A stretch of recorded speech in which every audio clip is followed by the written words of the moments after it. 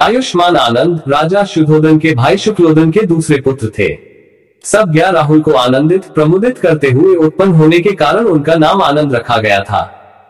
जब तथागत बुद्ध प्रथम बार कपिलवस्तु आए थे तो वे को प्रव्रजित करने के उपरांत चारिका करते हुए अनुप्रिया के अम्रवन में पहुंचे। उस समय आनंद अपने अन्य भाइयों के साथ प्रव्रज्य ग्रहण करने के लिए अम्रवन पहुंचे। तथागत बुद्ध ने वहीं पर सभी को प्रव्रजित करा के भिक्षु सिंह में सम्मिलित किया था। आनंद का स्वभाव कोमल व विनम्र था। वे परम ज्ञानी व विज्ञानी थे। वे तथागत बुद्ध के एकनिष्ठ सेवक व साथी के रूप में रहते थे। तथागत बुद्ध के बुद्धत्व प्राप्ति के प्रथम 20 वर्षों में तथागत के उपस्थाक परिचारक नियत न थे। कभी नागसमाल उनके पात्र चीवर लेकर चलते थे तो कभी नागित उपवान सुनक्षण चुंद स्वागत राग मेघिया आदि भिक्षु उनके पात्र चीवर लेकर चलते थे। एक समय तथागत बुद्ध नागसमाल के साथ चारिका करते हुए श्रावस्ती जा रहे थे। एक जगह मार्ग दो ओर कटा हुआ था, वहां नागसमाल था। मार्ग से हटकर तथागत से बोले कि भांते मैं इस मार्ग से जाऊंगा। तब तथागत ने कहा आओ इस मार्ग से चले। नागसमाल थेर ने तथागत को उनका पात्र चीवर देते हुए कहा कि मैं इस मार्ग से जाता हूँ। वह पात्र चीवर को जमीन पर रखना चाहा। तब तथागत स्वयं पात्र चीवर लेकर अपने मार्ग पर चल दिए।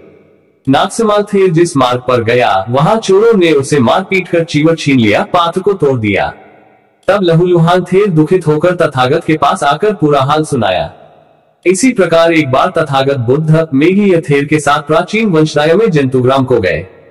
वहां मेघीय थेर ने जंतुग्राम में पिंडचार करके नदी के तट पर सुंदर अम्रवन देखकर तथागत से कहा कि भांते अपना पात्र चीवर ले, मैं इस अम्रवन में श्रवण धर्म का अभ्यास करूंगा। तथागत बुद्ध ने उन्हें मना किया परंतु वे नहीं माने। जब वे अम्रवन में बुरे विचारों से तंग हो गए तो पुनः तथागत की शरण में लौट आए। तथागत बुद्ध भिक्षुओं के साथ चारिका करते हुए श्रावस्ती पहुंचे। वहां गंधकुटी के चौक में बुधासन पर बैठकर भिक्षुओं को आमंत्रित किया। उन्होंने भिक्षुओं से कहा कि अब मैं वृद्ध अर्थात 60 वर्ष का हो गया हूँ। अब मुझे एक नियत उपस्थाक परिचारक भिक्षु की आवश्यकता है। आयुष्मान सारिपुत्र ने तथागत बुद्ध से आग्रह किया कि मैं आपके सानिध्य में कई वर्षों से हूँ, मैं उपस्थाक के रूप में भी सेवा करना चाहता हूँ। तब तथागत ने कहा कि सारिपुत्र, जिस दिशा में तुम विहरते हो वह दिशा तुझसे अशून्य होती है। तुम्हारा धम्मोपदेश बुद्धों के धम्मोपदेश के समान है, इसलिए मैं तुम्हें उपस्थाक नहीं बना सकता हूँ। इसी प्रकार आयुष्मान मोगल्लान आदि महास्थवीर ने तथागत से उपस्थाक बनाने का आग्रह किया, परंतु तथागत ने सबको मना कर दिया। आनंद था चुपचाप बैठे ही रहे। तभी सभी भिक्षुओं ने आनंद से कहा आवोस, भिक्षु संघ उपस्थाक पद मांग रहा है, तुम भी मांगो। तब आनंद ने कहा कि आवसो। मांगकर स्थान पाया तो क्या पाया? क्या तथागत मुझे देख नहीं रहे हैं? यदि उनको रुचिकर लगेगा तो वे अवश्य कहेंगे कि आनंद मेरा उपस्थान करेगा। तब तथागत बुद्ध ने कहा कि आनंद को दूसरा कोई मत उत्साहित करे, वह स्वयं जानकर मेरा उपस्थान करेगा। तब आनंद ने उठकर विनम्रता पूर्वक तथागत से 4 प्रतिक्षेप इनकार और 4 याचनाएं अर्थात 8 वचन मांगे। उन्होंने 4 प्रतिक्षेप मांगे कि 1 चीवर को मुझे न दे, 2 पिंडपात को न, 3 गंधकुटी में निवास न दे, 4 निमंत्रण में लेकर न जाए, तब मैं तथागत का उपस्थान करूंगा। 4 प्रतिक्षेपों को सुनकर तथागत ने कहा कि इसमें तुम्हें क्या दोष दिखाई दे रहा है? तब आनंद ने कहा कि यदि तथागत से मैं इन वस्तुओं व सुविधाओं को प्राप्त करूंगा तो लोग मुझे कहेंगे कि आनंद लोक के लिए तथागत का उपस्थाक बना है। इस प्रकार 4 याचनाएं हैं कि 1 मेरे द्वारा स्वीकार किए गए निमंत्रण में न जाए, 2 दूसरे राज्य व परिषद से तथागत के दर्शनार्थ आए लोगों को तथागत का दर्शन करा सको, 3 जब मुझे इच्छा हो उसी समय तथागत के पास जाऊं, 4 जब तथागत मेरे परोक्ष में धम्मोपदेश करे उसे आकर मुझे भी उपदेशित कर दे। तथागत बुद्ध ने आनंद के 8 वचनों को स्वीकार कर उन्हें अपना उपस्थाक नियुक्त किया। आयुष्मान आनंद तथागत बुद्ध के एक परम विश्वासपात्र सेवक व साथी के रूप में उनके महापरिनिर्वाण तक साथ रहे। उन्होंने तथागत के अंतिम समय में पूरी तन्मयता व श्रद्धा के साथ सेवा शुश्रूषा की थी। तथागत बुद्ध ने आयुष्मान आनंद सहित अन्य बौद्ध भिक्षुओं को अपना अंतिम उपदेश महापरिनिर्वाण के पूर्व कुशीनगर में दिया था। आनंद बोधिवृक्ष तथागत बुद्ध श्रावस्ती के जेतवन में विहार कर रहे थे। तब अनाथपिंडिक ने स्थविर आनंद थेर से कहा कि जिस समय तथागत भिक्षुसंघ के हित के लिए दूसरे जगह पर चले जाते हैं तो श्रावस्ती के लोग गंधमाला एवं पूजा की सामग्री आदि लेकर जेतवन के महाविहार गंधकुटी के द्वार पर रखकर प्रसन्नचित व शांतचित होकर चले जाते हैं। तथागत के चारिका के लिए जाने पर जेतवन विहार अधेय होता है।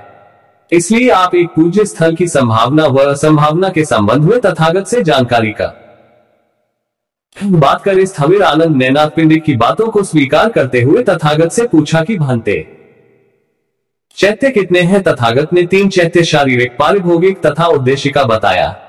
शारीरिक चैत्य जीवन काल में नहीं बन सकता है, यह बुद्धों के महापरिनिर्वाण होने पर ही संभव है। उद्देशिका चैत्य अवास्तविक व मानसिक होता है। बोधि वृक्ष जीते जी भी और परिनिर्वाण होने पर भी चैत्य है। तब स्थविर आनंद व अनाथपिंडिक ने विचार करके जेतवन विहार में बोधि वृक्ष का बीज लाकर रोपित करने का निर्णय लिया। स्थविर महामोगलान बोध गया के बोधि वृक्ष की टहनी से गिरते हुए पके फल बिना भूमि पर गिरे ही अपने चीवर से ढककर श्रावस्ती लाए। स्थविर आनंद, अनाथपिंडिक, विशाखा और राजा प्रसेनजित आदि की उपस्थिति में जेतवन के विहार गड्ढा खोदकर उसे रोपित किया गया। पौधे के बड़े होने पर उसके चारों ओर वेदिका बनवाई गई। इसके बाद तथागत बुद्ध ने उपासकों के हित के लिए स्वयं ध्यान लगाया। राजा प्रसेनजित सहित श्रावस्ती के श्रद्धालुओं, उपासकों, बौद्ध भिक्षुओं ने पूजा अर्चना की। स्थविर आनंद द्वारा जेतवन में लगाया गया यह बोधिवृक्ष आनंद बोधिवृक्ष के नाम से प्रसिद्ध हुआ। वर्तमान में इस परम पूज्य बोधिवृक्ष के नीचे श्रद्धालुजन ध्यान, पूजा व अर्चना करते हैं। कपिलवस्तु की अंतिम यात्रा तथागत बुद्ध के जीवन काल में ही उनके अधिकतर निकटतम परिवारजनों व संबंधियों का निधन हो चुका था। उनकी माता महामाया का निधन तभी हो गया था जब वे 7 दिन के थे। उनकी पत्नी यशोधरा व पुत्र राहुल का परिनिर्वाण उनके समय में ही हो गया था।